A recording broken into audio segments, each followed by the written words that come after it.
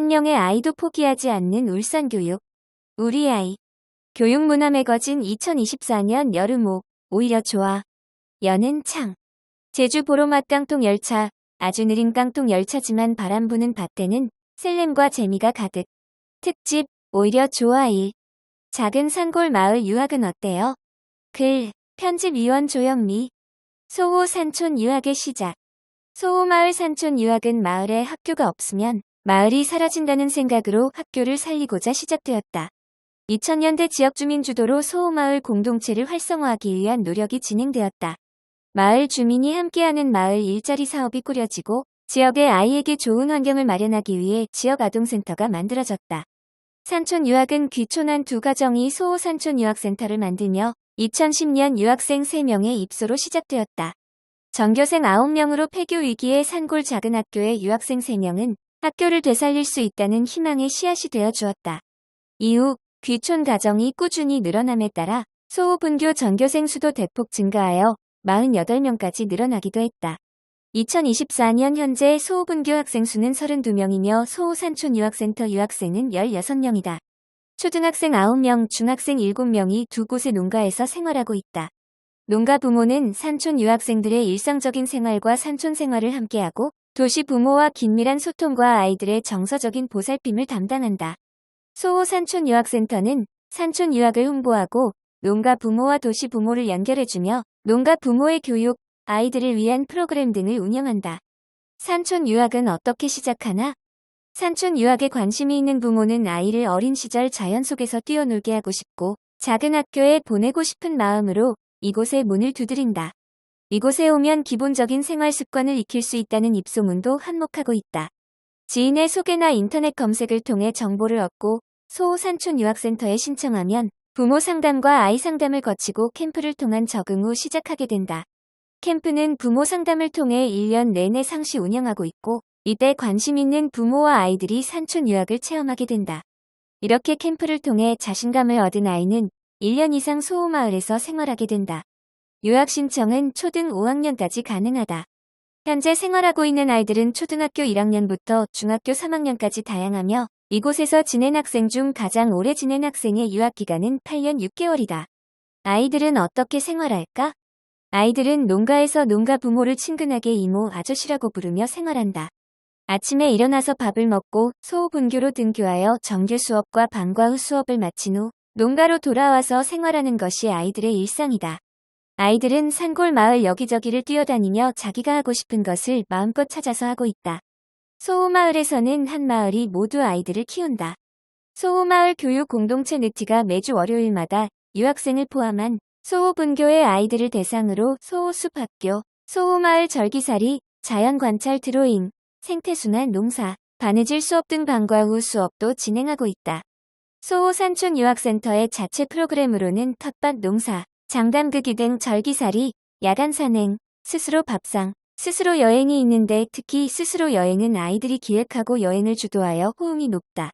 아이들은 2주에 한 번씩 집에 다녀오는데 오히려 도시에 있는 집으로 갈 때 뭘 할지에 대해 고민한다고 한다. 소호 산촌 유학센터에 도전하는 아이들. 아이들은 유학 장기 기록을 깨려고 너도 나도 도전하고 있다. 중학교 3학년까지 소호마을에 있으려고 하는 아이들의 마음이 그렇게 표현되는 듯하다. 소호마을에서는 나를 지켜주고 언제나 내 편인 형제 같은 언니, 오빠, 동생들이 있고 나를 아껴주는 이모와 마을 어르신이 있음을 아이들은 기억한다. 자연 속에서 마음껏 꿈을 꾸고 있는 소호의 아이들이 앞으로 어떤 곳에 있든지 아름다운 추억을 머금고 날개를 활짝 펼치길 바란다. 특집, 오히려 좋아이. 에듀테크와 함께라서 더 똑똑한 학교. 글, 편집위원 김지수. 몇 해 전 교사들은 코로나19로 한순간에 학생들과 학교라는 공간에서 얼굴을 마주할 수 없게 되었다. 그러나 위기를 기회로 교사들은 온라인 상황에서도 의미 있는 학습이 이뤄질 수 있도록 교육적 고민을 계속한 결과 다채로운 교육적 변화가 일어났다. 그중 대표적인 것은 다양한 온라인 학습 도구가 교실에 정착되었다는 것. 에듀테크와 함께라서 더 똑똑해진 우리의 교육 현장을 살펴보자. 미래 교육을 열어가는 상북중학교. 2023년 상북중학교는 울산 최초로 구글 레퍼런스 스쿨로 선정되었다. 구글 레퍼런스 스쿨은 구글에서 제공하는 다양한 학습 도구를 활용해 수업과 학교의 변화를 이끌고자 노력하는 학교이다. 이 학교는 코로나19로 대면 수업이 어려워진 2020년부터 구글 도구를 활용한 온오프라인 연계 수업을 진행하고 있다. 아침 시간, 자기주도 학습의 시작. 매일 아침 학생들은 교실에 도착하면 보관함에서 스마트 기기를 꺼낸다. 스마트 기기로 학습 관리 시스템에 접속해 과제와 공지사항을 확인하고 자기 주도적으로 학습 계획을 세운다. 학교 일정을 캘린더에 알림으로 설정해두며 관리하는 등 자기관리 능력을 키운다. 수업 시간 실시간 소통과 협업. 수업 중 수업에 필요한 학습 자료는 공유 드라이브에서 확인할 수 있다. 학생들은 교사들이 올린 학습 자료를 내려받아 수업에 활용한다. 온라인 회의 기능을 활용하면 직접 만나지 않아도 해외 교류 학생들과 실시간 온라인 수업도 가능하다. 또한 구글 독스를 활용해 친구들과 실시간으로 문서를 함께 편집하며 공동 작업을 진행한다. 과제 제출, 효율적인 관리와 피드백. 학생들은 수업 후 주어진 과제를 학습 관리 시스템에 올린다. 교사는 과제 제출 여부를 실시간으로 확인할 수 있으며 적절한 피드백을 제공한다. 이를 통해 학생들은 잘한 부분과 개선할 부분을 명확히 알 수 있어 효율적으로 학습할 수 있다. 쉬는 시간, 온라인에서의 소통과 휴식. 쉬는 시간이나 점심시간에도 학생들은 온라인에서 소통을 이어간다. 온라인 소통망을 활용해 대화를 나누거나 함께 간단한 온라인 게임을 즐기며 휴식을 취한다. 그림을 그리거나 영상을 편집하는 등 특기를 개발하기도 하며 부족한 과목은 온라인 학습을 통해 보충 학습을 한다. 방과 후 활동, 다양한 온라인 프로그램 참여. 교내 자율 동아리 활동이나 학생 자치회 활동 또한 학습 관리 시스템을 활용한다. 공유 캘린더를 활용해서 모임 시간과 장소를 지정해 올리면 구성원들은 참석 가능 여부를 표시한다. 모임 회의록은 공유 문서를 활용하여 작성하고 링크를 통해 함께 확인한다. 온라인 회의 기능을 활용하면 방학 중에도 비대면으로 실시간 회의를 진행할 수 있다. 디지털 협업으로 더 나은 글쓰기 수업.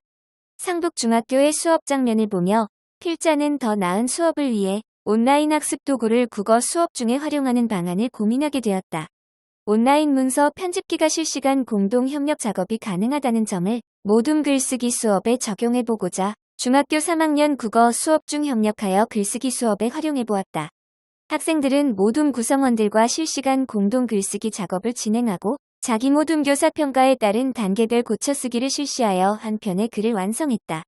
온라인 문서 편집기를 활용해보니 종이 학습지를 활용한 이전의 글쓰기 수업보다 글 수정이 편리하고 맞춤법 검사의 기능을 활용할 수 있다는 장점이 있었다.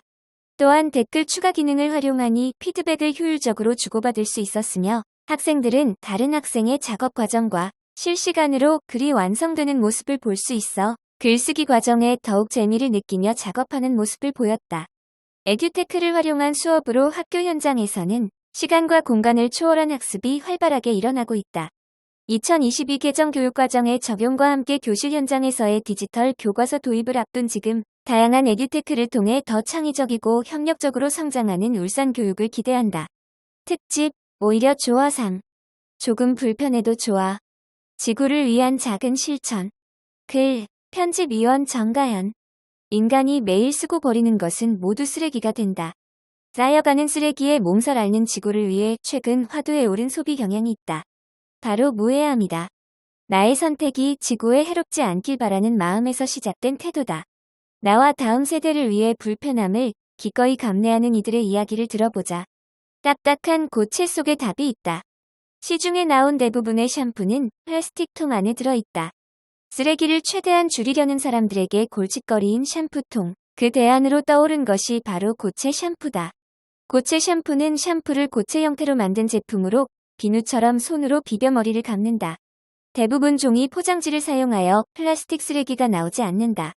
일반 비누로 머리를 감았을 때처럼 뻑뻑한 느낌이 들지 않을까 하는 걱정도 들지만 고체 샴푸를 직접 머리에 문지르는 것 외에는 액체 샴푸와 비슷하다. 한편 입에 넣고 씹기만 하면 칫솔질을 할 수 있는 고체 치약도 등장했다. 치약통은 원료 확인이 어렵고 부피가 작기 때문에 재활용이 되지 않기 때문이다. 치약통 한 개가 온전히 생분해되기까지 평균 500년의 시간이 걸린다고 한다. 치약통은 재활용되지 않는다라는 사실을 알게 된 순간 불편한 마음이 들었다면 이번 기회에 한번 고체 제품에 입문해보면 어떨까?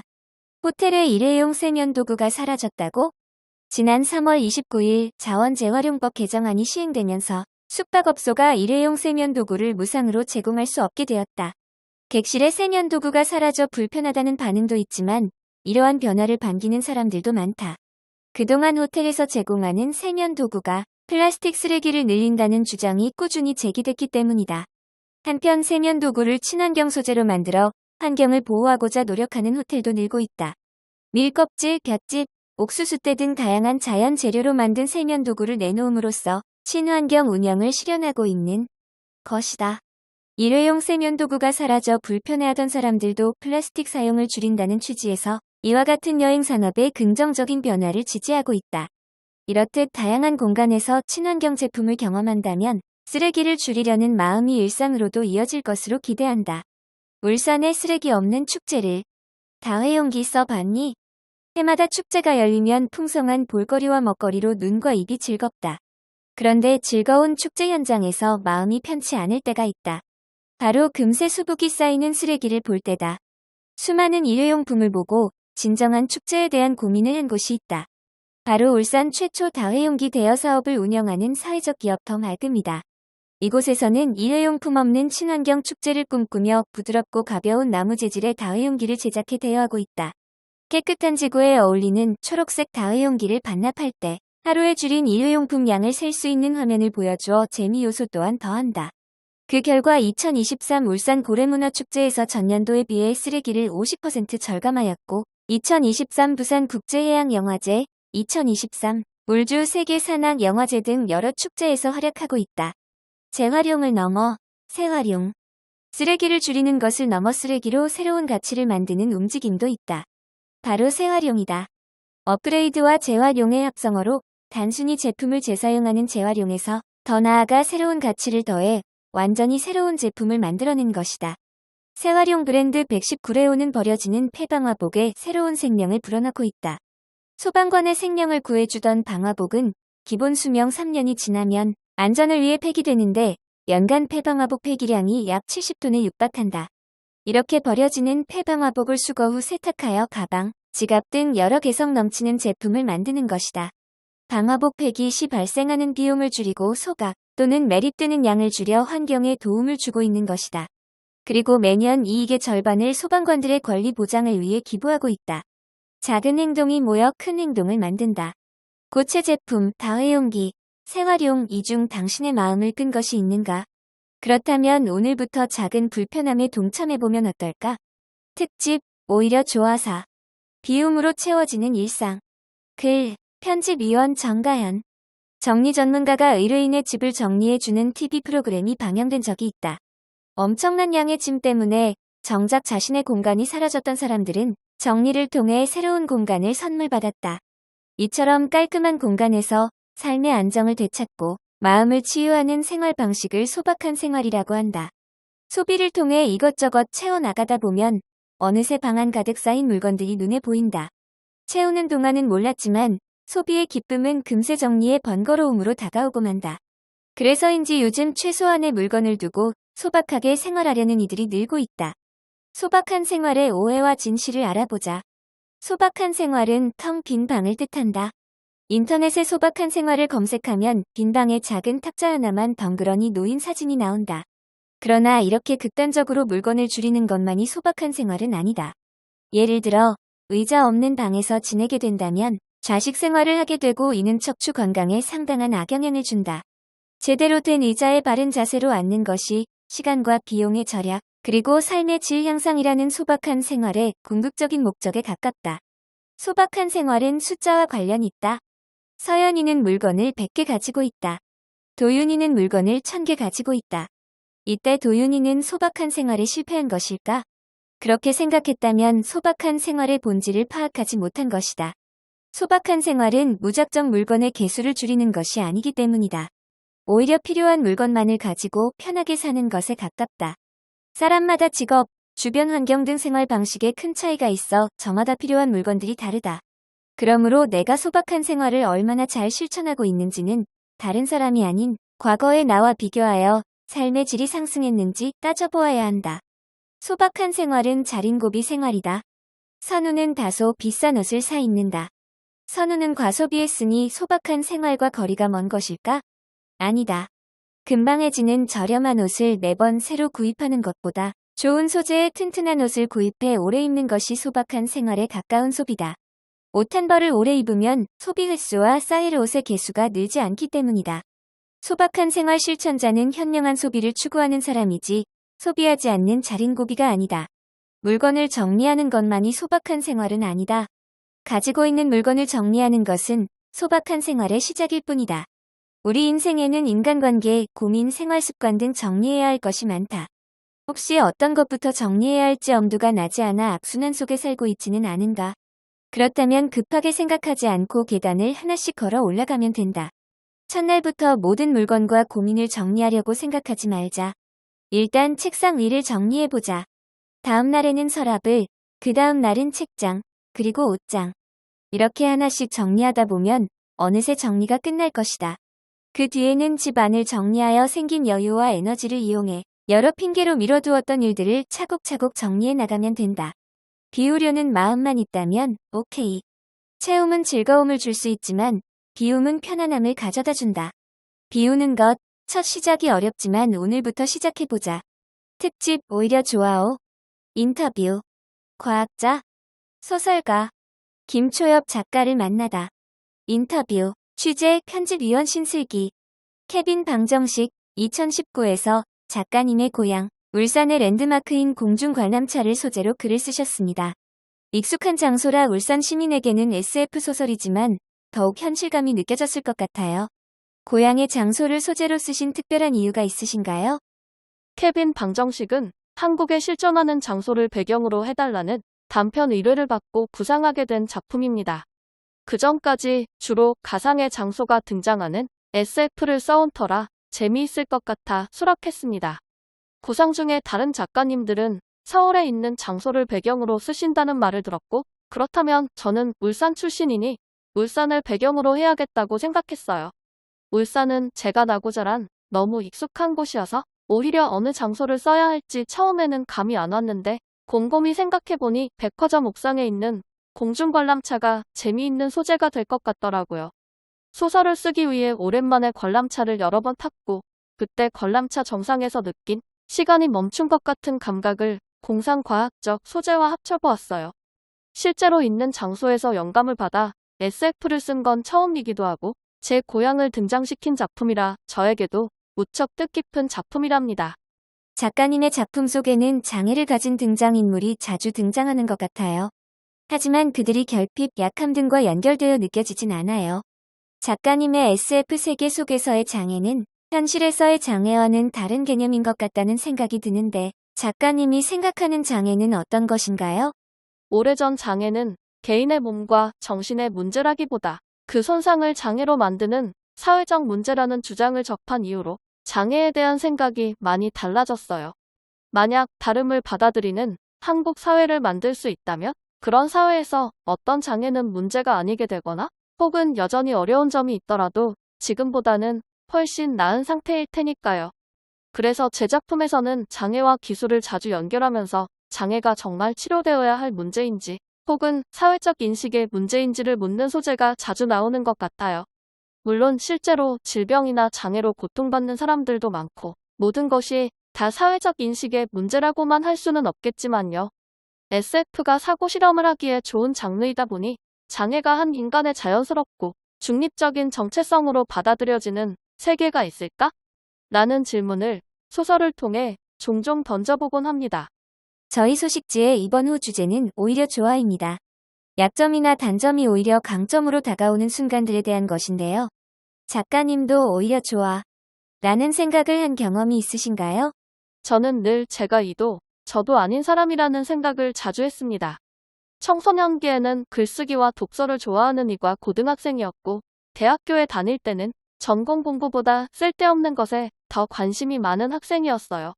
그러다 보니 주위 사람들과 제가 이질적인 성향을 가지고 있다는 느낌을 자주 받았어요. 그리고 졸업한 이후에는 문화예술계로 왔는데 여기서도 감수성이 풍부하고 섬세하며 감정을 잘 이해하는 예술인들 사이에서 저는 너무 딱딱하고 인간보다 사물에만 주로 관심을 두는 사람인 것 같다고 생각했고요. 그런데 이 애매한 특징이 결국 저에게 제가 있을 자리를 만들어주더라고요. 엄청나게 탁월하지 않아도 나만 할 수 있는 좁은 틈새 영역을 발견해내는 게 직업 예술인으로서 꼭 필요한 부분이다 보니까요. 그래서 이도 저도 아닌 사람이지만 오히려 좋아 라고 말할 수 있겠네요. 작가님께서는 과학자이면서 SF 소설가이신데 진로를 결정할 때 과학과 문학 사이에서 고민하신 적이 있으신가요? 원래는 글을 부업으로 삼을 생각이었어요. 글을 써서 먹고 살 자신이 없었거든요. 실제로 대학원 연구실에 갔을 때까지만 해도 연구직을 하며 틈틈이 글을 쓸 생각이었습니다. 하지만 대학원을 졸업할 무렵 공모전에 당선되면서 딱 1년만 이 기회에 집중해 보자는 생각을 했고, 그때 감사하게도 제가 쓴 작품들을 발견하고 좋아해 주시는 분들을 만나면서 전업 작가로 전환하게 되었어요. 고민을 아주 많이 했는데 굉장히 운 좋게 풀린 케이스라고 생각합니다. 이 글을 읽을 울산의 학생과 교육 가족에게 한 말씀 부탁드립니다. 이따금 울산에서의 행사나 부모님을 만나러 울산 봄가에 내려가면 매번 더 아름답고 멋지게 바뀌어 있는 울산의 모습에 놀라요. 어렸을 때는 얼른 벗어나고 싶고 멀리 가고만 싶었는데 어른이 되니 자주 돌아가고 싶은 고향이 되어 있어서 뿌듯한 마음을 자주 느낀답니다. 울산에서 자란 것이 저의 정체성을 형성하는 데에도 영향을 미쳤다는 생각을 해요. 울산교육 소식지를 통해 여러분에게 짧은 인사를 전할 수 있어서 기쁩니다. 특집 오히려 좋아요. 휴대전화는 잠시 안녕. 디지털 거리 두기. 글 편집위원 배상아. 밤늦게 휴대전화를 보다가 얼굴에 떨어뜨린 경험이 있다. O, X. 아무 연락이 오지 않았는데 괜히 휴대전화를 켜서 확인한 적이 있다. O, X. 5분만 더 보다가 해야지 하며 할 일을 미룬 적이 있는다. O, X. 여러분은 몇 개에 해당되나요? 자극적이고 흥미를 유발하는 자료가 넘쳐나는 작은 세상 속으로 학생들은 속절없이 빠져든다. 담임을 맡고 있는 6학년 학생들에게 주말을 어떻게 보냈나요? 라고 물었을 때 하루 종일 휴대전화 봤어요. 계속 SNS 했어요. 라는 대답이 돌아왔다. 주중에는 수업과 숙제로, 주말에는 영상과 사진으로 채워지기만 하는 아이들의 세상을 비우고자 디지털 거리 두기 3일 프로젝트를 시작했다. 디지털 거리 두기란 항상 몸에 붙어있는 전자기기를 떼어놓으며 불필요한 사용을 줄이는 것이다. 우리는 3일 동안 3가지 규칙을 지켰다. 1. 하루 최대 1시간 이하로 전자기기 사용 시간 줄이기. 2. 공부 목적과 보호자와의 통화는 허용. 3. 중간에 실패해도 끝까지 이어가기만 하면 성공. 연암초등학교 6학년 3반 19명의 디지털 거리 두기 3일 체험기. 어떤 일이 일어났을까? 큐. 3일간의 디지털 거리 두기, 난이도는 어땠나요? 어려웠다. 13명. 보통이다. 2명. 쉽다. 4명. 큐. 디지털 거리 두기 활동 중 어떤 점이 어려웠나요? 심심하고 할 게 없었다. 11명. 휴대전화를 너무 보고 싶었다. 5명. 친구와 놀기 어려웠다. 3명. 학교를 다녀와서 잠에 들기 전 화장실에서 밥을 먹으며 보던 휴대전화를 내려놓으니 무엇을 할지 몰라 심심하다는 의견이 가장 많았다.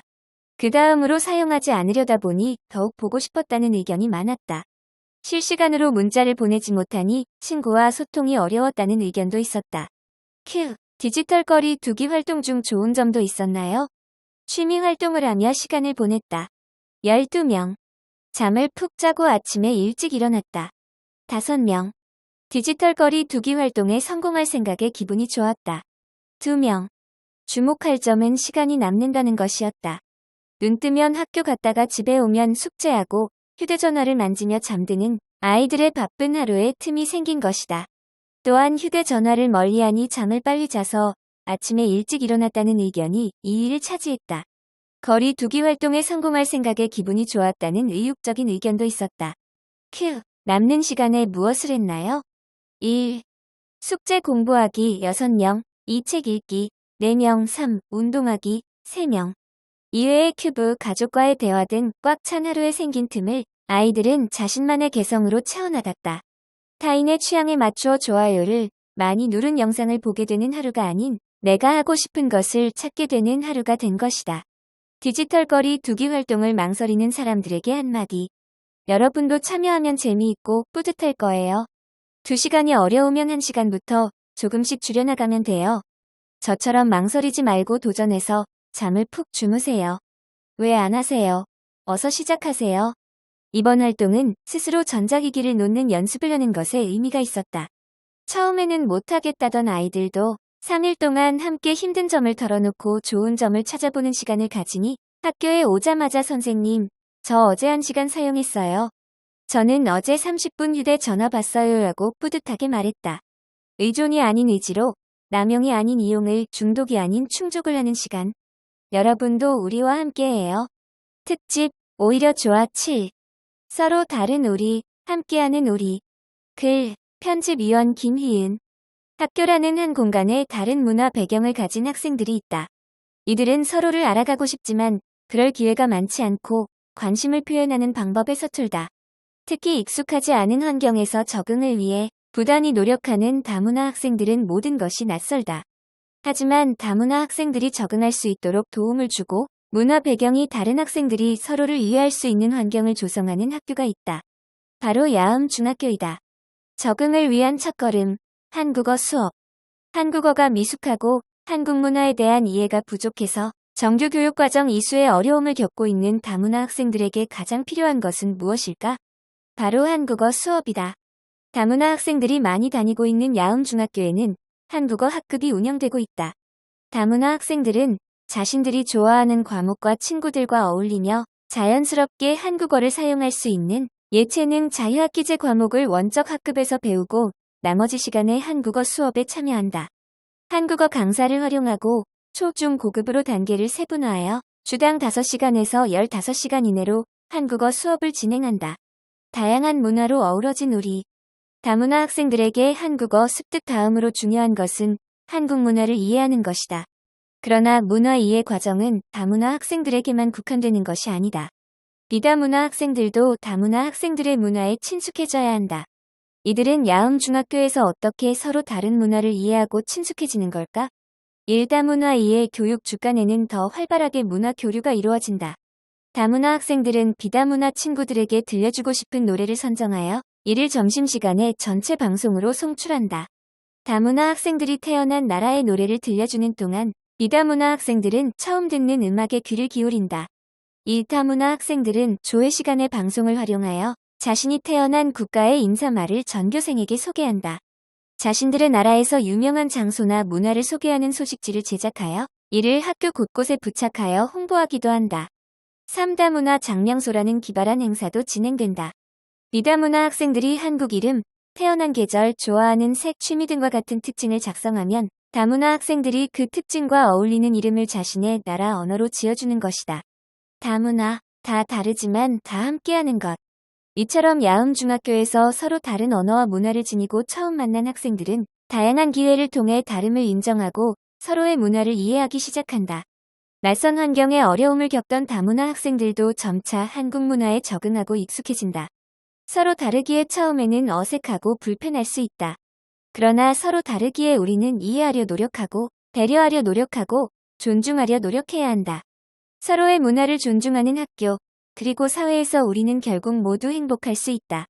다 다르지만 다 함께하는 문화, 그것이 다문화가 아닐까? 특집, 오히려 좋아 8. 너의 실패를 축하해, 세계 실패의 날. 글, 편집위원 김희은. 실패를 마주했을 때 우리는 좌절하고 낙담해서 용기를 잃어버리기 마련이다. 하지만 실패를 오히려 성공의 지름길로 여겨 이를 축하해주는 나라가 있다. 핀란드의 세계 실패의 날에 대해 알아보자. 실패모아 자산. 10월 13일은 핀란드에서 정한 세계 실패의 날로 학생, 교수, 기업가들이 한자리에 모여 자신의 실패 경험을 공유하고 이를 축하해주는 날이다. 하나의 성공 뒤에는 수많은 실패가 있기에 실패는 하나의 자산이라는 인식에서 비롯되었다. 실패 경험을 타인에게 당당하게 털어놓을 수 있다는 것이 꽤 참신하다. 실패를 나눔으로써 오히려 더 용기를 얻는 계기가 될 듯하다. 그렇다면 세계 실패의 날은 어떻게 시작됐을까? 알토이에스 동아리의 새로운 발상. 핀란드의 휴대전화 시장 점유율 1위와 핀란드 국내 총생산의 24%를 차지했던 노키아는 한때 매우 유망한 기업이었다. 그러나 노키아는 2009년부터 휘청거리기 시작했다. 핀란드의 경제를 이끌었던 기업이 몰락할 위기에 놓여 국가 경제에 큰 타격을 입히자 핀란드에서는 새로운 움직임이 나타났다. 대기업이 주도하는 경제가 아닌 다양한 벤처기업이 주도하는 경제로 이끌어가자는 움직임이었다. 하지만 벤처기업이 대기업만큼의 기술력을 보유하기 위해서는 여러 실패와 도전이 필요했다. 지금 우리가 생각하는 것과 같이 실패는 두려운 존재였기 때문에 새로운 기술에 도전할 수 있는 벤처기업은 극소수였다. 2010년 핀란드 알토 대학교의 알토이에스 창업 동아리는 이를 기회로 여겼다. 사람들이 실패를 두려워하지 않고 다시 도전하는데 용기를 잃지 않도록 실패 경험을 공유할 수 있는 행사를 기획했다. 세계 실패의 날은 그렇게 시작되었다. 실패의 날이 일으킨 바람. 2011년 10월 13일 핀란드 국민 4분의 1이 지켜보는 가운데 두 번째 행사가 진행되었다. 요르마 올릴라 노키아 명예회장 등 핀란드의 유명 기업가들이 자신의 실패 경험을 솔직하게 나누었다. 이후 벤처 기업들은 실패에 대한 두려움을 극복하고 성공을 위해 끊임없이 도전하고 열정을 쏟았다. 덕분에 핀란드는 노키아의 몰락으로 붕괴한 경제를 회복했으며 현재 세계 3대 창업 국가 중 하나가 되었다. 우리가 잘 알고 있는 앵그리 버드 모바일 게임도 이러한 영향을 받아 여러 실패 끝에 출시된 게임이다. 모바일 게임 전문 기업인 로비오는 앵그리 버드를 출시하기까지 51번의 실패 경험이 있었다. 그러나 실패라는 두려움에 굴복하지 않고 포기하지 않은 결과 52번째 만에 세계적으로 열풍을 일으킨 게임을 만들었다. 세계 실패의 날은 한국에도 영향을 주어 2018년부터 2022년까지 실패 박람회가 개최되었고 실패에 대한 인식 개선 및 재도전 활성화를 위해 여러 프로그램이 진행된 적이 있었다. 실패를 대하는 우리의 태도. 우리의 삶은 실패와 도전의 연속이다. 그리고 우리가 누리고 있는 모든 제도와 물건들은 여러 실패 끝에 만들어진 것이다. 실패가 만든 부정적인 함정에 빠진다면 우리는 더 이상 나아갈 수 없다. 인식의 전환을 해보자. 실패했기에 나는 더 이상 도전할 수 없다가 아닌 실패를 통해 배운 것이 있으니 이를 감사해야 하고 다시 도전해보자로. 실패를 대하는 우리의 태도에 따라 우리의 삶은 전진할 수 있을 것이다.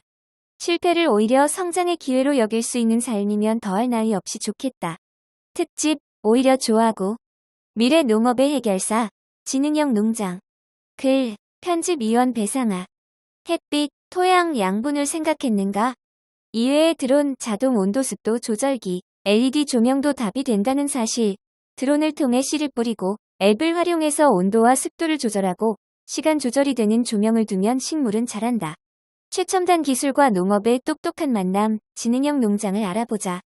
도시에서 사람이 살지 않는 빈 건물이 생기고 대기 및 토양 오염 문제가 커지면서 해결사로 등장한 지능형 농장. 스마트팜으로 널리 알려진 지능형 농장이란 농산물의 생산, 가공, 유통 단계에서 정보통신 기술을 접목한 농업 방식이다. 울산의 미래 농업을 이끌 주인공을 길러내는 울산산업고등학교 그린스마트팜과를 찾아갔다. 김나영 담당 교사가 소개한 과의 특징은 다음과 같다. 1. 첨단 기술 학습 지능형 농장에는 최소한의 비료와 농약을 사용하기 위해 무인 항공기가 사용된다. 학생들은 농업용 무인 항공기 자격증을 얻기 위해 주말마다 비행 연습을 한다. 2. 농작물 재배 자동화된 시스템을 통해 작은 땅에서 적은 노동력으로 작물을 재배할 수 있다.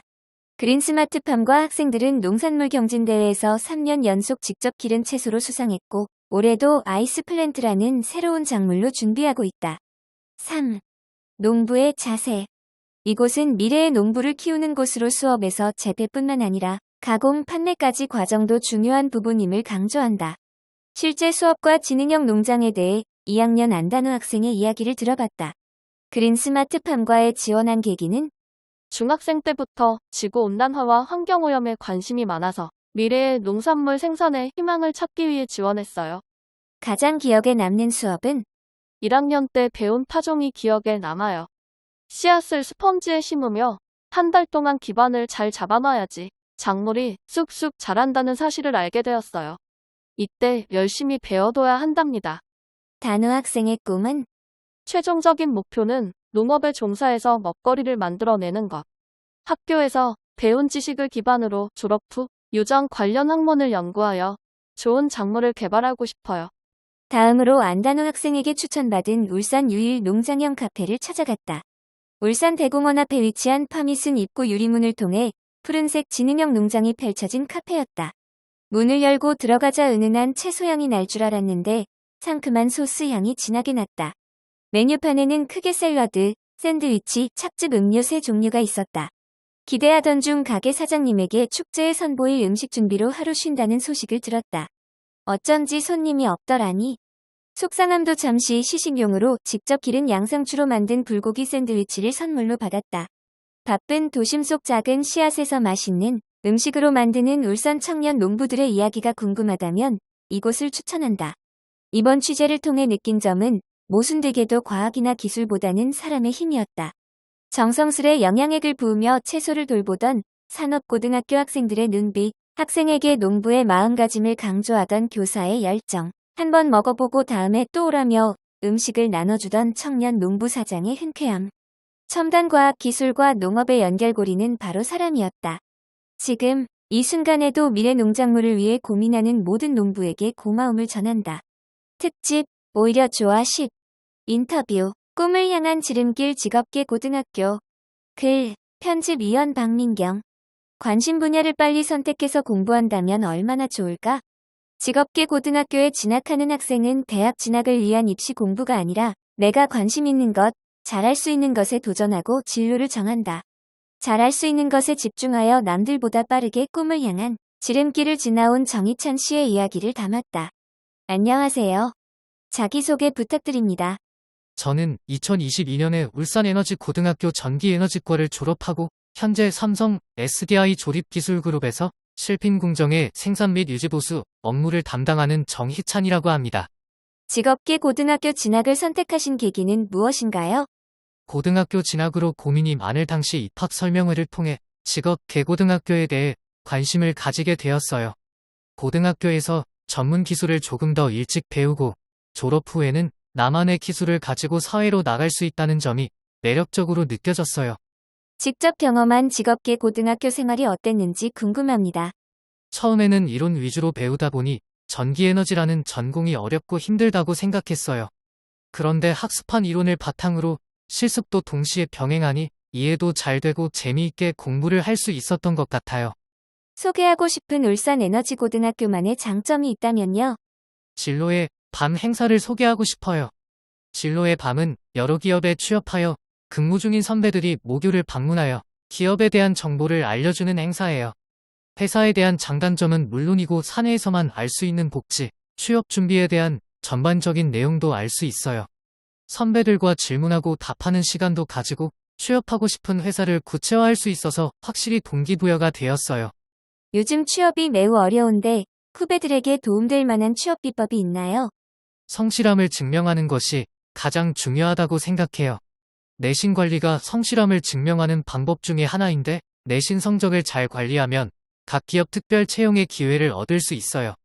또 울산에너지고등학교의 모든 선생님이 조력자 역할을 톡톡히 해주셨어요.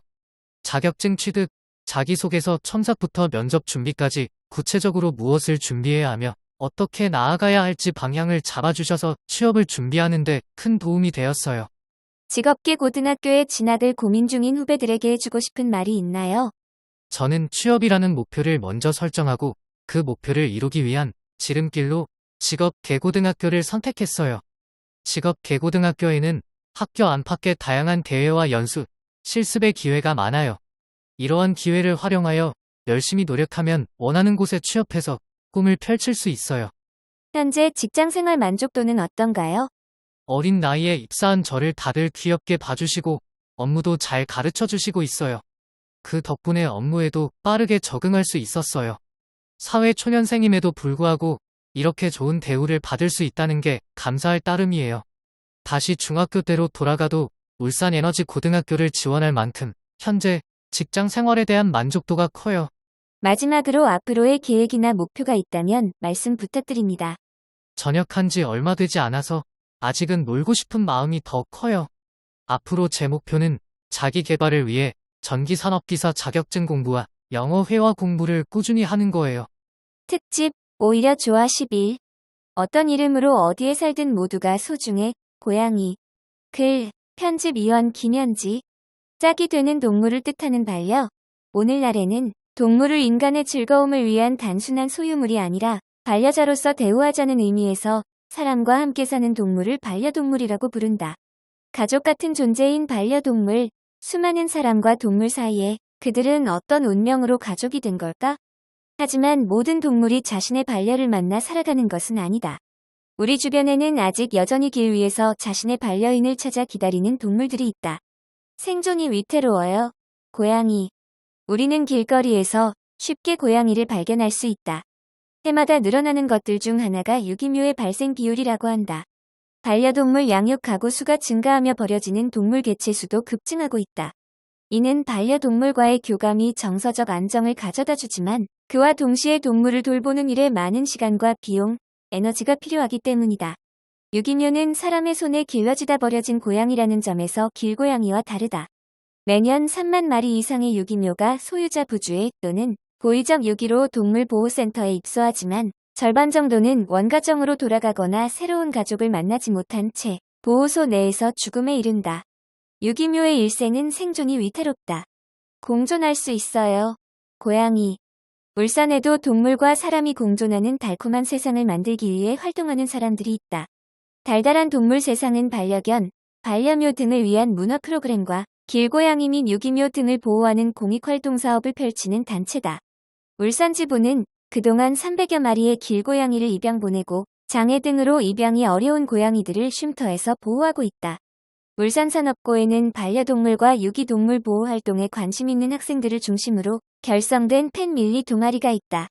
펫밀리 동아리는 주 1회 보호센터 등을 방문해 구조된 동물을 돌보고 시설 내 환경 정리와 유기동물 사랑 캠페인 등을 펼치며 자원봉사를 한다. 따뜻하게 바라봐요. 고양이. 반려묘든 유기묘든 길고양이든 어떤 이름으로 어디에 살든 모두가 소중한 생명이라는 사실에는 변함이 없다. 누구나 고양이와 교감할 수 있다.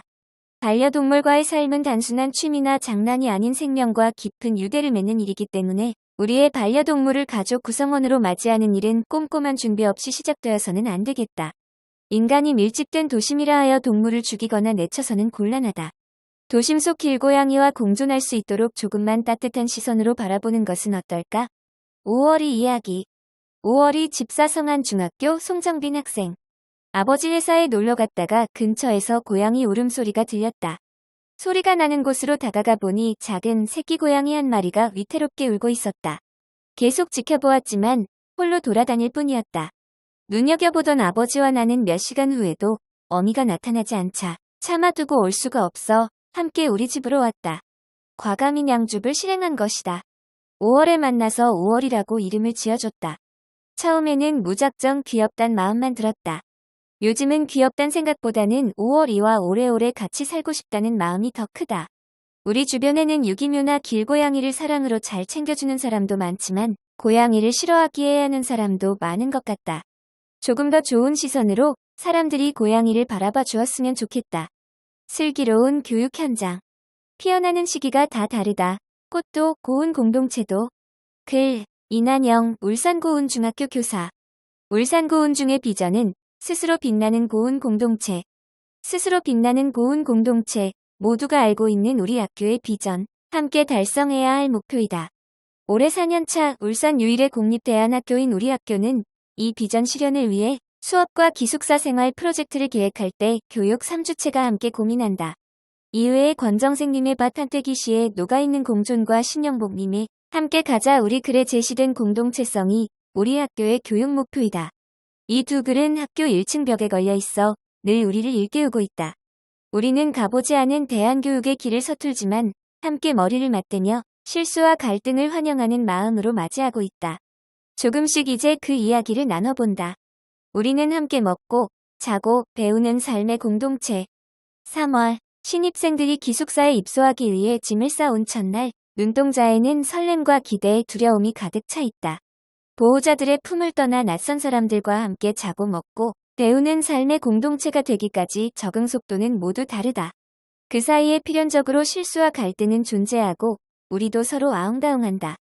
친구들과 기숙하며, 때로는 서로 다름으로 생채기를 내지만 학생 자치회나 회복적 서클을 통해 나날이 성장하고 있다. 금요일 각자의 집으로 돌아가기 전까지 학교는 아이들의 집이자 삶의 배움터이다. 스스로 이불 정리, 방과 욕실 청소를 하고 작은 옷들은 세탁하며 자립을 배운다. 주말에 집으로 돌아간 신입생이 설거지도 하고 욕실 청소도 해놓는 모습에 뭉클한 감동을 하셨다는 보호자의 말씀에 덩달아 마음이 몰랑해진다.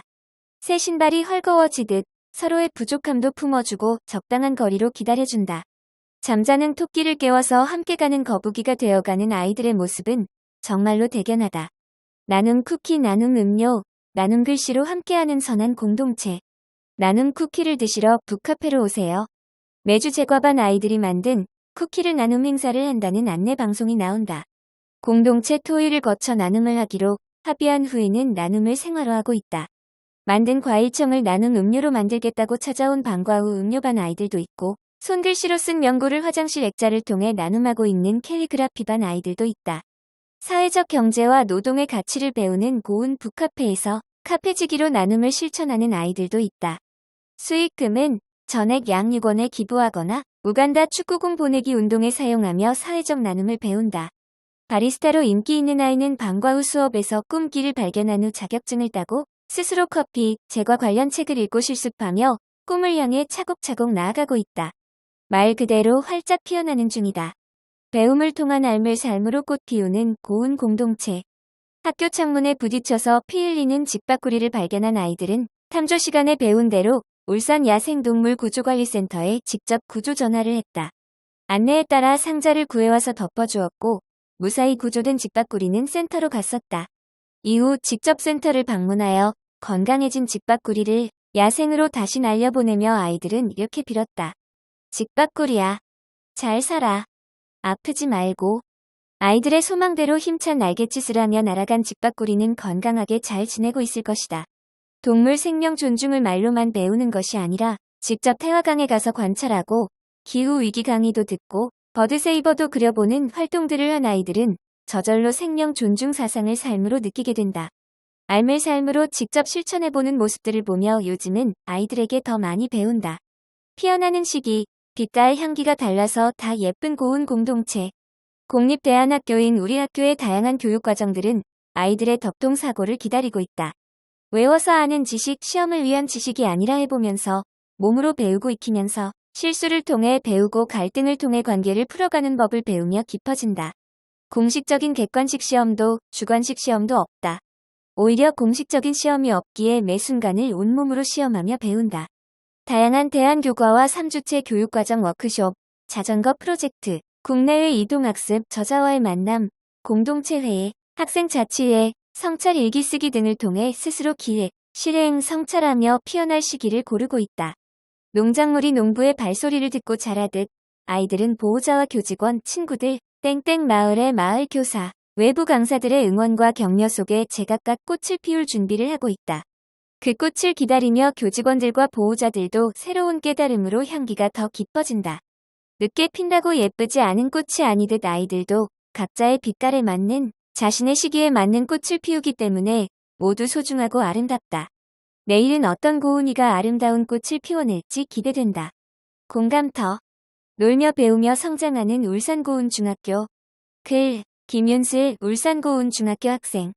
우리 학교는 울산에 하나밖에 없는 공립대안중학교이다. 일반 학교와 다른 대안학교를 다닌다고 하면 사람들이 물어온다. 대안학교는 공부 안 하고 놀기만 하는 곳 아니야? 우리 학교는 정말 놀기만 하는 곳일까? 나의 답은 그렇기도 하고 아니기도 하다. 이다. 놀면서 배우고 성장하는 대안학교. 이곳에서 우리는 무엇을 배울까? 스스로 설 수 있는 아이. 우리 반의 아침 독서는 읽기로 시작해서 나눔으로 마무리된다. 혼자 읽고 끝나는 독서가 아니라 읽은 후에는 친구들과 그날 읽은 책에 대한 이야기를 자유롭게 나눈다. 우리 학교에서 내가 첫 번째로 배운 것은 바로 독서하는 재미이다. 사실 초등학교 때 나는 책과 썩 친한 편은 아니었다. 이런 내가 책을 많이 읽게 된 계기가 있다. 바로 독서 교육 중심의 교육과정이다. 교육 구성원 모두가 함께 참여하여 교육과정을 만들어가는 우리 학교에서는 학생과 선생님 모두가 매일 20분씩 꾸준하게 아침 독서를 하고 있다. 또 삶과 철학 수업 시간에는 함께 책을 읽고 생각을 나누기도 하고 각자의 에피소드와 생각을 담아 엮은 철학 소설을 만들기도 했다. 책은 하나의 세계라는 말처럼 내가 경험할 수 없는 것들을 책을 통해서 경험하고 공감하는 능력을 키울 수 있었다. 아침 독서를 통해 읽은 내용을 나누며 친구들과의 유대감도 생겼다. 최근 기숙사 생활에서 어려웠던 친구 관계의 해결책을 주기도 하고 나에 대해 알아가며 스스로 설 수 있는 아이로 만들어주는 선생님의 역할도 해주었다. 함께 꿈을 꾸는 공동체. 두 번째로 배운 것은 함께하는 즐거움이다. 우리 학교에서는 마을과 함께하는 프로젝트를 많이 하고 있다. 봄에는 고운 공동체 모두가 마을 근처에서 함께 쑥을 캐 만든 쑥떡을 송정마을 어르신들께 선물하기도 하고 추석을 맞아 청귤청을 담아 편지와 함께 감사의 마음을 전하기도 했다. 처음에는 내가 힘들게 만든 것을 굳이 나누어야 하나? 라는 생각도 들었지만 우리가 만든 것을 받으시고 기뻐하며 웃으시던 마을 분들의 표정을 보며 나눔의 기쁨을 함께 느낄 수 있었다. 마을 산책을 할 때도 시끌벅적한 우리에게 화 한 번 내지 않고 늘 반갑게 인사해주시고 처음이라 어렵던 농사일도 선뜻 도와주셨다. 그래서 우리는 스스로 마을에 기여할 점을 찾고 토론회를 거쳐 목공 시간에 배운 기술로 마을 입구 나무 아래에 마을 데크를 만들어드렸다. 나는 배움을 삶으로 실천하며 소통하고 함께하는 즐거움을 배우게 되었다. 즐거운 배움이 넘치는 학교. 세 번째로 배운 것은 즐거운 배움이다. 대안학교는 놀기만 하는 학교라는 물음에 대해 그렇기도 하고 아니기도 하다. 라고 답한 이유도 여기에 있다. 우리는 다양한 교육과정을 자발적으로 선택해 즐겁게 배운다. 우리 학교는 객관식 시험이 없다.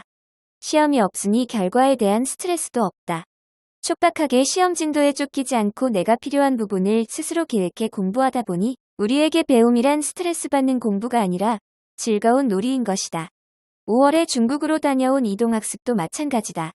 그저 놀기만 하는 여행이 아니라 학교가 아닌 다른 공간에서의 배움이었다. 이동학습 전 3월부터 중국의 역사와 문화, 백두산과 북간도 지역의 우리 민족의 역사와 윤동주 시인에 대해 사전 자료를 조사하고 발표 자료를 만들어 친구들과 공유하며 함께 공부했다. 이동학습 중에도 임시정부, 난징 대학살 기념관, 윤봉길 기념관, 윤동주 생가 등 학습 장소에 대해 스스로 공부한 자료를 공유하였고 실제 현장에서 훨씬 더 집중력 있게 경험하며 시야를 넓힐 수 있었다. 또 익숙한 것에서 벗어나 내 마음대로 되지 않아 짜증날 때도 있었지만 예상치 못한 일과 새로운 사람들과의 만남, 낯설고 불편한 환경에 적응하고 함께 도전하는 즐거움과 공동체 의식을 기를 수 있었다. 이동학습 전에는 과연 이게 공부가 될까? 라고 생각했지만 내 예상과는 다르게 즐거움과 배움이라는 두 마리 토끼를 다 잡은 이동학습이었다. 즐거운 배움을 통해 성장하는 우리 학교. 오히려 좋아. 여기저기 구석구석 1. 폐교의 재탄생 울산 기후위기 대응 교육센터. 글, 편집 위원 위수연. 학생 수 감소와 학교 통폐합으로 폐교가 늘어남에 따라 전국적으로 폐교 활용 방안에 대한 고민이 깊어지고 있다. 하지만 위기는 곧 기회가 되는 법. 울산에서는 폐교를 새로운 교육 명소로 탈바꿈시키려는 노력이 활발히 이루어지고 있다. 대표적인 사례가 바로 울산 기후위기 대응 교육센터이다. 폐교 재활용의 좋은 예. 지난해 개관한 울산 울주군 서생면 간절곶 기후위기 대응 교육센터는 폐교를 재활용하여 세워진 자연 친화적인 건축물이다. 1993년 서생초등학교 대송분교가 폐교한 이후 간절곶 태오름 야영장으로 활용되던 이곳이 명실상 부한 울산 생태환경 교육의 거점으로 멋지게 부활한 것이다. 폐교 리모델링 및 증축에 약 60억 원의 사업비가 투입되었으며 센터 자체가 기후위기 대응 교육 프로그램의 일부가 될 수 있도록 설계 단계에서부터 많은 공을 들였다. 센터는 에너지 효율 등급 1++, 제로에너지 인증, 녹색 건축물 인증 등 친환경 에너지 시스템을 적용한 건축물로서 온실가스 배출을 최소화하고 외부 기후변화에 민감하지 않은 안전하고 쾌적한 공간으로 재탄생하였다. 또한 센터가 개관하기까지 학생기획단 참여 설계 워크숍, 기후위기 대응 학생 아이디어 공모전, 학생 콘텐츠 공모전 등을 꾸준히 진행한 덕분에 학생 중심의 공간 구성과 실효성 있는 교육 콘텐츠를 구축할 수 있었다. 기후위기 대응 교육센터 토파보기. 센터는 본관과 별관으로 나뉜다. 본관은 전시체험관, 환경실천관, 환경도서관으로 구성되어 있다. 전시체험관은 5개의 마을로 꾸려져 있는데 뜨거워진 마을에서는 지구온난화에 따른 기후변화를 살펴볼 수 있고 아껴 쓰는, 나눠 쓰는, 바로 쓰는, 다시 쓰는 마을에서는 기후위기 대응 실천 방안을 게임이나 증강현실을 통해 체험할 수 있다. 특히 인기 있는 프로그램은 착한 소비 방탈출 게임으로 누리집을 통해 사전 접수 후 이용하면 된다. 환경실천관에는 기획 전시를 할 수 있는 전시 시스템과 영상 시청을 위한 빔 프로젝터가 설치되어 있고, 환경도서관에는 다양한 환경도서와 전자도서, 보드게임 등이 비치되어 있다. 별관은 환경실험실, 환경요리실, 환경토론실, 옥상 텃밭 교육장, 생태 텃밭, 태양광 체험장으로 구성되어 있다. 평일에는 초중고등학교 단체를, 주말에는 시민을 대상으로 한 다양한 체험 프로그램이 운영된다. 체험 프로그램은 누리집에서 사전 예약을 받는데, 예약이 개시되자마자 빠르게 마감되므로 신청을 서둘러야 한다. 이 밖에도 야외에는 기후광장, 생태정원, 수공간과 각종 친환경 조형물이 갖추어져 있다. 새로운 교육명소의 탄생. 센터는 지난 4월 28일 개관 1주년을 맞이하였다. 1년 동안 초중고등학생 7,600여 명이 학교 단위 체험 프로그램에 참여하였고, 4만 5천여 명의 울산 시민이 주말 체험 프로그램을 위해 센터를 찾았다.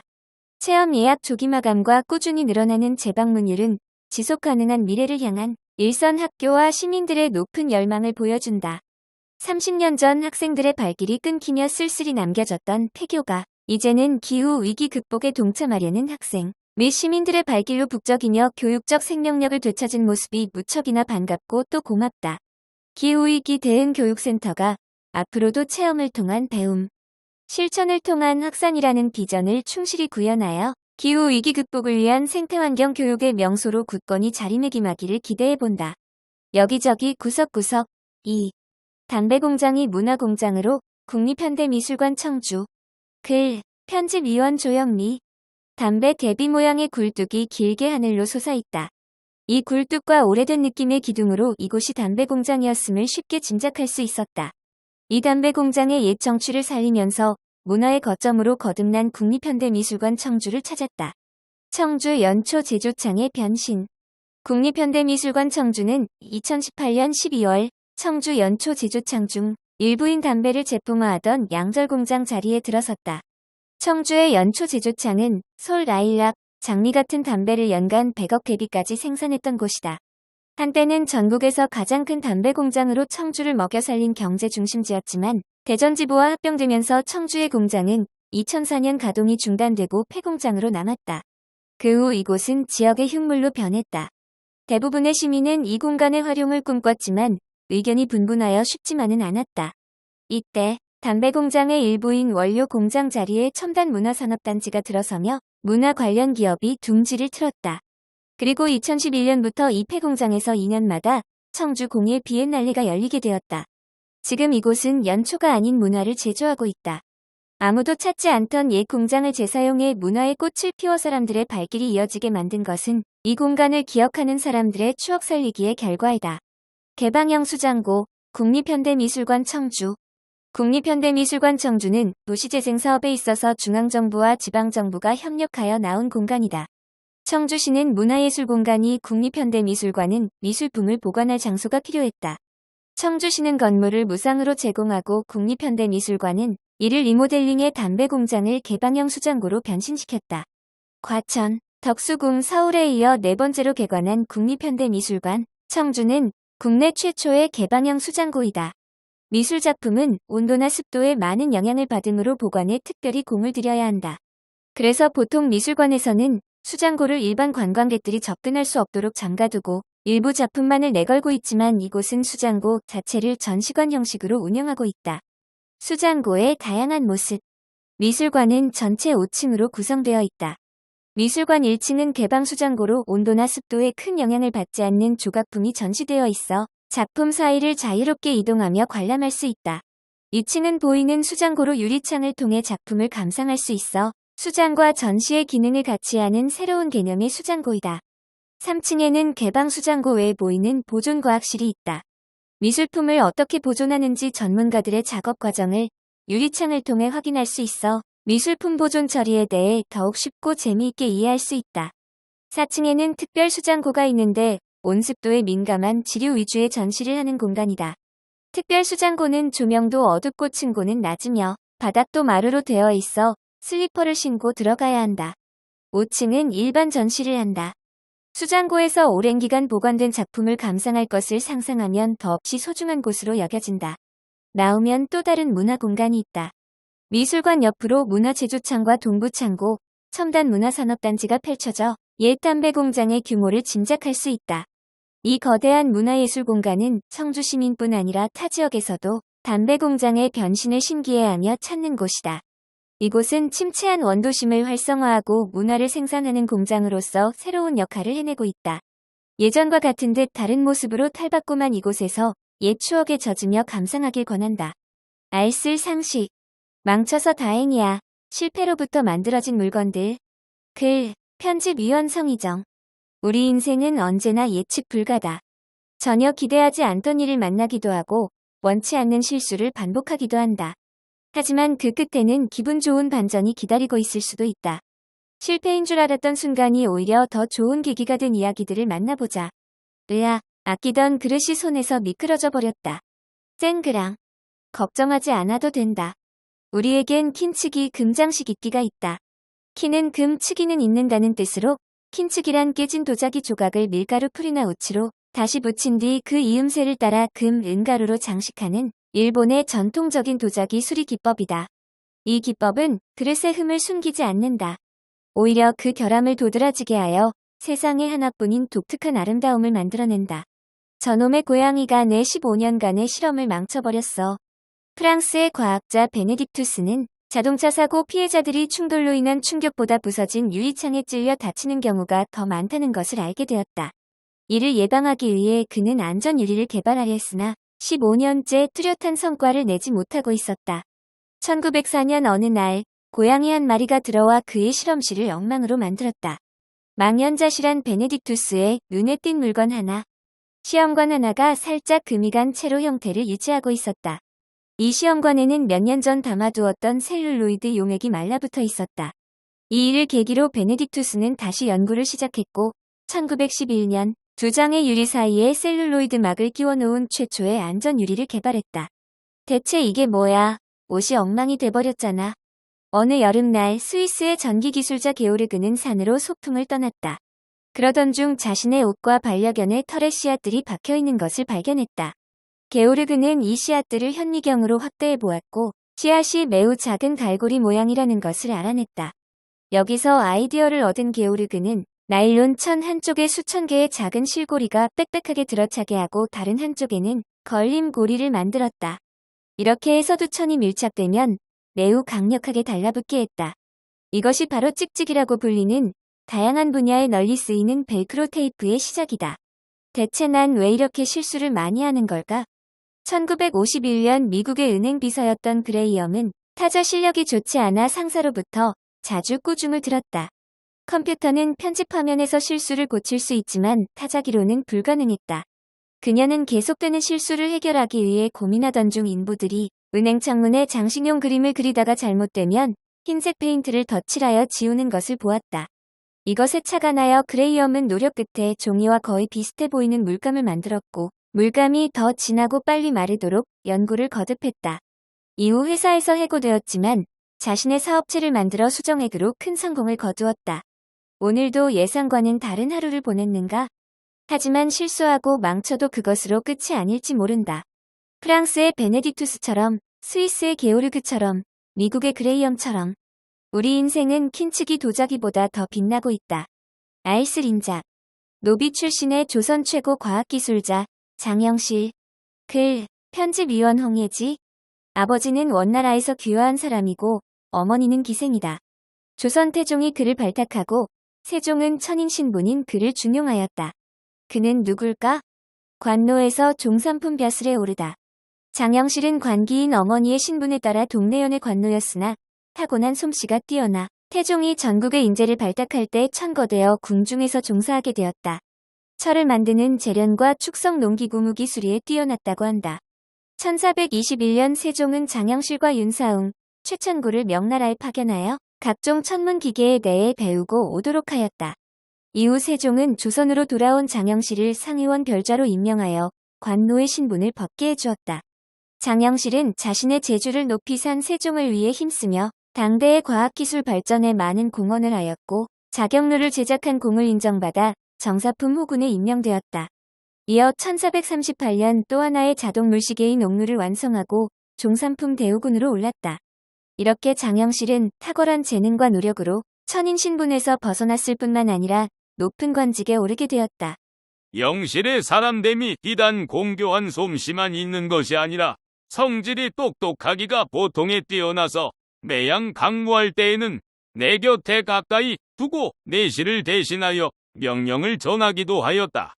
그러나 어찌 이것을 공이라고 하겠는가? 이제 자격 국루를 만들었는데 비록 나의 가르침을 받아서 하였지만은 만약 이 사람이 아니더라면 암만 해도 만들어내지 못했을 것이다. 내가 들으니 원나라 순제 때에 저절로 치는 물시계가 있었다고 하나 만듦새의 정교함이 아마도 영실의 정밀함에는 미치지 못하였을 것이다. 만대에 이어 전할 기물을 능히 만들었으니 그 공이 작지 아니하므로 호군의 관직을 더해 주고자 한다. 세종실록. 자동으로 시각을 알려주는 물시계, 자경루. 장영실이 이룩한 가장 훌륭한 업적은 1434년에 자경루를 완성한 것이었다. 중국과 아랍의 자동 물시계를 비교, 연구하여 새로운 형태의 물시계를 발명한 것이다. 옛날에는 해그림자를 통해 시간을 알았고, 밤에는 별자리의 움직임을 통해 시간을 재었다. 그러나 날씨가 흐리거나 비가 오는 날에는 그러한 방법을 쓸 수 없었다. 기존의 물시계는 밤낮으로 사람이 지키고 있다가 눈금을 읽어야 했으므로 매우 불편했다. 그래서 발명한 것이 자동으로 움직이는 물시계, 자경루다. 자경루의 구조는 크게 물시계 장치와 자동 15장치로 이루어져 있다. 크고 작은 항아리에서 물이 흘러들어 원통 기둥에 물이 차면 부력에 의해 일정한 속도로 막대가 떠오른다. 떠오르는 막대 때문에 떨어진 구슬이 자동 15장치로 이동하면 정교하고 복잡한 장치를 통해 인형이 종, 북, 진을 쳐서 시각을 알리게 된다. 우리나라 최초의 자동 물시계인 자경루는 정치, 사회, 경제, 군사활동의 기준을 제시하며 권력과 질서를 유지하는 국가 통치의 수단이 되었다. 천체의 운행과 위치를 측정하다. 혼천이. 혼천이는 태양, 달, 행성, 별의 움직임을 관측하여 천문 현상을 기록할 수 있도록 한 천문 관측기이다. 장영실이 개선한 혼천이는 단순히 별을 관찰하는 도구를 넘어서 시간과 계절을 정확하게 파악할 수 있게 해주었다. 이는 농업 중심 사회인 조선에서 매우 중요한 기능이었다. 장영실의 혼천이는 당시 기술로는 상당히 정교한 수준이었으며 조선시대 과학기술의 진보를 상징하는 사례로 평가된다.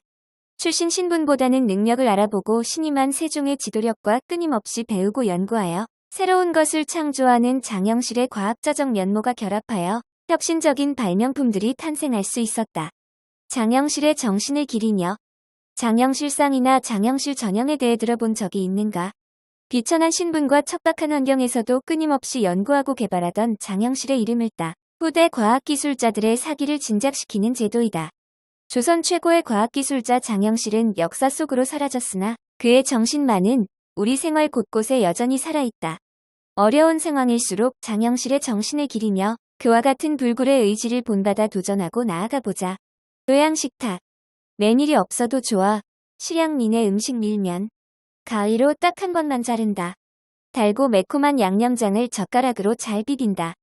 냉면보다는 덜 질기지만 소면보다는 더 쫄깃한 면발을 앞니로 끊어서 후루룩 먹는다. 마무리로는 얼음을 동동 띄워 새콤하고 시원한 국물을 마신다. 냉면보단 밀면이 경상도 입맛에 오히려 좋아. 밀면의 유래. 부산의 향토 음식인 밀면은 6.25 전쟁 때 피란온 실향민의 애환이 담겨 탄생했다. 함경남도 흥남에서 어머니와 함께 냉면 가게를 하다 흥남 철수 작전 때 피란온고 정한금 씨는 사과 상자를 이어 붙여 만든 식탁을 가지고 부산에서 장사를 시작했다. 설렁탕이나 냉면 같은 윗지방 음식이 지금처럼 흔하지 않던 시절이다. 한금아, 우선에는 여기서 장사하고 전쟁이 끝나면 우리 고향에 있는 점포로 돌아가자. 고 정한금 씨의 어머니. 냉면은 원래 이북에서 즐겨 먹는 국수다. 한강 이남에서는 국수하면 주로 잔치국수를 떠올리는데 이북 사람들은 냉면을 국수라고 부른다. 냉면의 주재료는 메밀가루로 먹을 게 부족한 겨울 동안 서민들의 배를 채워주던 식재료였다. 메밀가루로 만드는 음식은 평양냉면, 함흥냉면 외에도 강원도 향토 음식인 막국수, 메밀전병 등이 있다. 메밀은 서늘한 기온에서 잘 자라서 강원도 산간에서 많이 재배되는 작물이다.